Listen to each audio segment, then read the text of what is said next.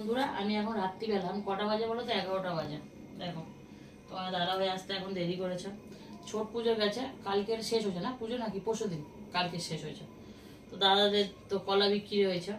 এখন কলা তো এইটা পাকছে না বলে এটা ওষুধ আনা হয়েছে, পাকানো হবে এই যে। আর এই যে পাকা হয়েছে আর দুখানি মনে হয় পেকে গেছে, ঢুকিয়ে দিয়েছি ফ্রিজে। খিদে লেগে গেছে, আমি এখন এই বসে বসে কলা খাচ্ছি। যাই হোক, এই কাঁদিটা আবার পুরো পাকানো হবে, মানে পাকা ধরছে। তোমার দাদা ভাই বলছে ওষুধ দেবো না, অল্প অল্প করে পাকুক, অল্প অল্প করে খাবে। আর যদি সব একসাথে পেকে যায় তাহলে কিন্তু সব নষ্ট হয়ে যাবে, একা খেতে পারবে না। মানে একা দুজনে, দাদা ভাই তো একটু ডায়াবেটিস আছে, ওর থেকে বেশি দেবো না। বাট এই কলাটা খুব বেশি মিষ্টি হয়নি কিন্তু, জানো, মানে গাছ পাকা কলা যে মিষ্টি লাগে না, অতটা মিষ্টি হয়নি।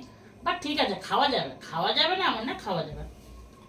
তো কাউকে দেবো না ভাবছি, আমি বেশি খাবো, তোমার দাদা ভাইকে একটু কম দেবো, সেই শেষ করে দেবো। এই এই আর ফ্রিজে দু বড়, মানে সবচেয়ে ওপরের যে কলার ইয়েগুলো সেইগুলো আছে বড় বড়।